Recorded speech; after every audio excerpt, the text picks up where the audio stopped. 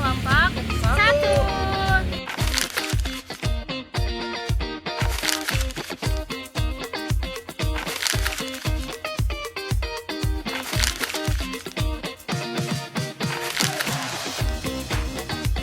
Di sini kami akan cus ke Pasir Wetan. Dadah, see you. Oh, don't you dare look back, just keep your eyes on me. I said you're holding back. She said shut up and dance with me. This woman is my destiny. She said ooh, ooh, shut up and dance with me.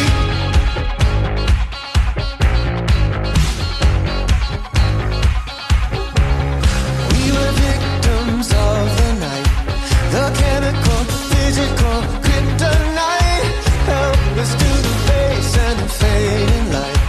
Oh, we were bound to get together, bound to get together. She took my arm, I don't know how it happened. We took the floor and she said, oh, don't you dare look back, just keep your eyes on me. I said you're holding back. She said shut up and dance with me. This woman is my destiny. She said ooh, ooh, shut up and dance with me. A backless dress and some beat up sneaks.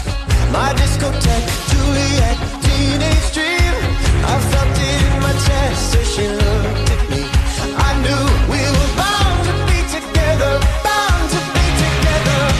She took my arm, I don't know how it happened. We took the floor and she said, oh, don't you dare look back, just keep your eyes on me. I said you're holding back. She said shut up and dance with me.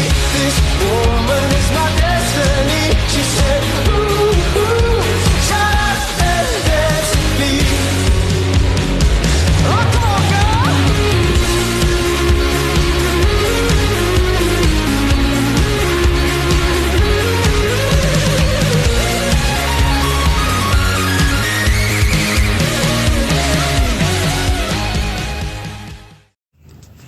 Langkah awal yang kami lakukan adalah melakukan proses identifikasi masalah.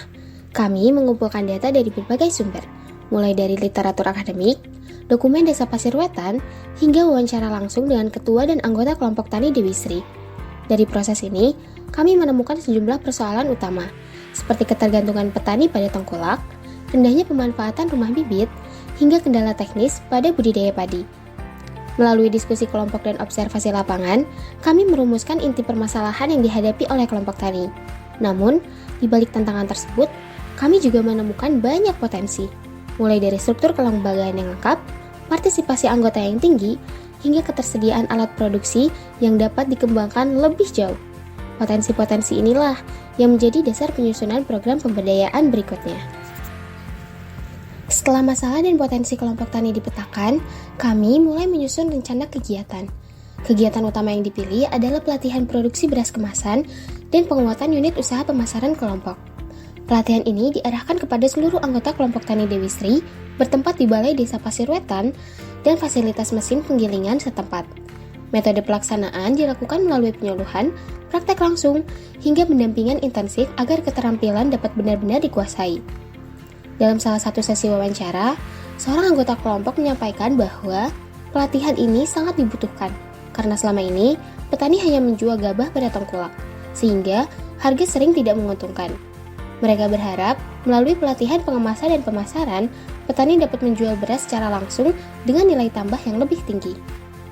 Dalam proses penyusunan anggaran, seluruh anggota kelompok terlibat secara aktif. Mereka memberikan pendapat terkait kebutuhan alat, biaya pelatihan, serta jumlah kemasan yang diperlukan untuk produksi awal. Para anggota menilai bahwa investasi pada mesin giling, sealer, dan desain kemasan merupakan langkah penting untuk menunjang kemandirian usaha kelompok. Selain itu, mereka sepakat bahwa indikator keberhasilan tidak hanya diukur dari kemampuan memproduksi beras kemasan, tetapi juga dari peningkatan pendapatan serta menurunnya ketergantungan pada tengkulak. Setelah masalah dan potensi kelompok tani dipetakan, kami mulai menyusun rencana kegiatan. Kegiatan utama yang dipilih adalah pelatihan produksi beras kemasan dan penguatan unit usaha pemasaran kelompok.